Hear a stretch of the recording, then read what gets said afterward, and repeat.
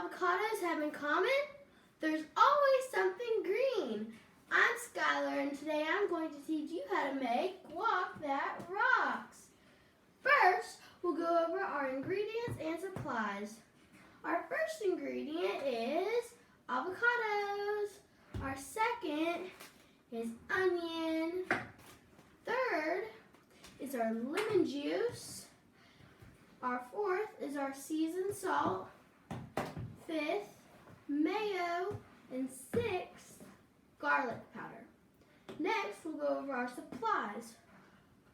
First is our fork. Second is our knife, which you should always handle carefully. 2 spoons, and I'll explain the doubles later. A bowl, a cutting board, and some napkins. Now we'll get to it. So, before you start making anything, you should always wash your hands.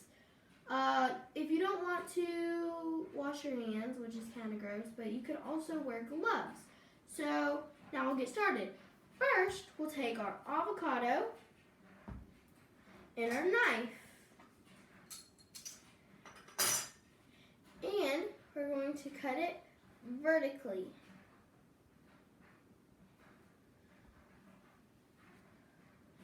So after you've cut it, you'll be able to tell if it's good or if it's sat too long.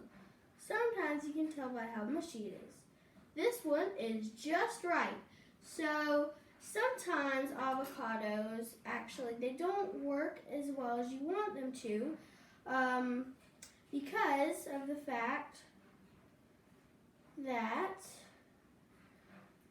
sometimes you may get one and then it's not ready yet, or it's totally like way too old. So depending on the size avocado, you might need different size bowls. So for our larger avocados, we'll use a larger bowl, obviously, and these and the larger avocados, they have a bit of a difference. Now the smaller ones, you may notice, taste a little creamier, and that is because that they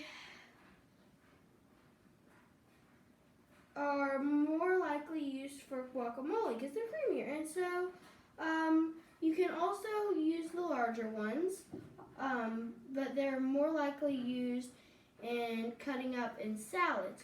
So after you have put your avocados in your bowl, scooped everything out, sometimes the skin can start to fall apart, and you just do your best you can after that.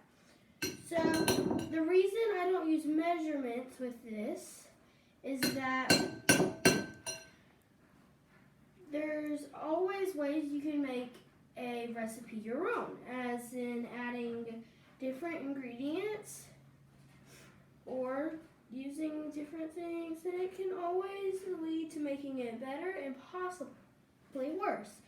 So now I'm going to explain why I have 2 spoons. So I'm not sure if you've heard of cross-contamination before, but it's a very large role in baking.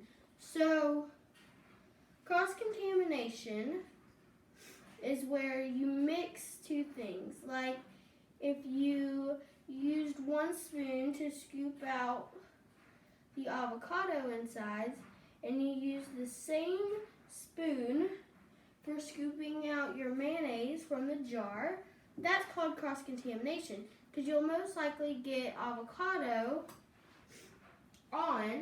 in your mayo. So what I do is use 2 spoons, because that can help you out, because whenever you cross-contaminate, it could cause items to mold before their expiration date, and so they can't be used as long. So always be careful when you're baking, because you never want to cross-contaminate. So our next ingredient is our onion. So Another way you can make something your own is add different amounts of different things. So if you wanted to add less onion because you're not much of an onion fan, that's fine. But if you want to add more because you like onions, that's just as okay as not adding as much. So you're gonna want to use, in my recipe, about this much, and it's just one of the pieces in it. So you may need 2 knives if you're going to cut the certain amount of onion off of your larger piece of onion. So with the onion, you want to dice it super fine, because if you don't do that, you can get chunks, and those are never going to taste good.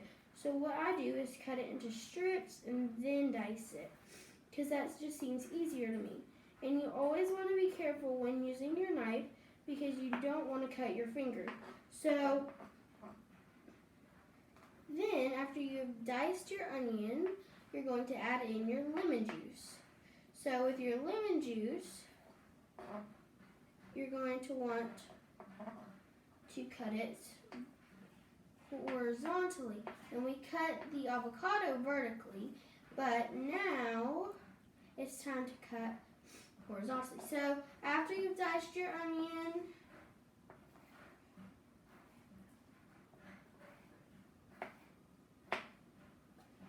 you'll take your lemon and wipe down your knife, which this doesn't really count as cross-contaminating after you've cleaned it down, but you want to be sure that there's no green or anything on your lemon. Plus, we will also use this lemon for more guacamole later, possibly. So, you're going to cut it down horizontally. So usually we take it this way. We hold it, and how I do it is I hold a lemon this way. But you can't cut it horizontally this way. So that's just how I do it. I cut it horizontally. So then you're going to take your lemon half and squeeze just a little bit.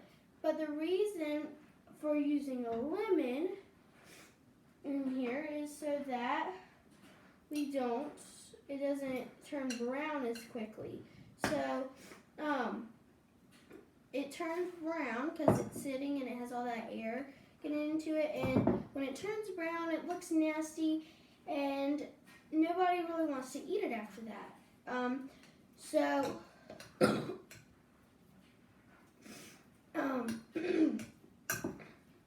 You're going to want to smash it up with your fork,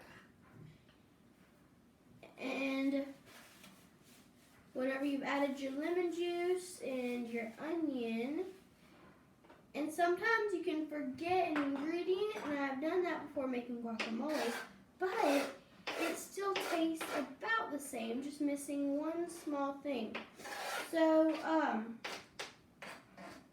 sometimes you may forget something, and that's okay. You can also add it in after the guacamole is made. It doesn't make too much of a difference. So after our lemon juice, and after we have mashed up our avocado, we're going to add in our seasoned salt. So with seasoned salt, it takes all the nutritious value out of guacamole whenever you add too much. So you don't want to be too heavy-handed. So whenever you've mashed this up, and it takes a little bit of time, and as I said previously, that the larger ones are more used just to dice up and put in salads and things. So whenever you're using the larger ones to make guacamole, which still works, it's going to take a little longer to mash up. So you're going to take your seasoned salt and not add too much, because that takes all the nutritious value out of this. So another thing, you don't want to do it too light, then it's not going to taste the same. So you can always add more later, obviously, because again, it's just all going to add up eventually. Like I said with the lemon, if you don't put enough, you can always add more at the end and everything. So now that you've mashed it up, added in your seasoned salt, it's time to add in our mayonnaise. So here's another way of using, of cross-contaminating, because you don't want to cross-contaminate, obviously. That's why we have our 2 spoons. So this one, it's covered in green from scooping out the avocado. So now we're going to use our other spoon to scoop out our mayonnaise.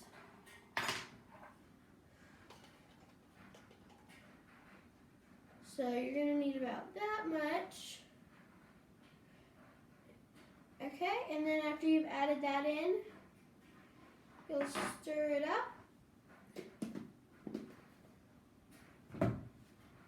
with your fork. And usually people don't stir things up with forks, but sometimes you have to with guacamole because you're using the fork to mash it up and it kind of combines things a lot better. So whenever you make it your own and add different amounts of ingredients, you also, you can make it one way so many times. You know how it tastes and you like it a lot. So that's when you can taste it and find out what it needs more or less of. So our next ingredient, last but not least, is our garlic powder. So with our garlic powder, you have to go super light with it. And you can always add more. So with the 2 different sizes of avocados, you may need to add a little more because of the size of the avocado. Because if there's more avocado, you're going to need more of other ingredients, or less if you're using the smaller ones for a change. So you're going to add in whatever you think it needs more of or less of. You can also do it not by just taste and sometimes even look. Now, if one's riper than one that you made it, obviously you can't do it by look, but you can do it by taste, maybe even texture after you've added in all your ingredients. So this is my demonstration on how to make guac that rocks.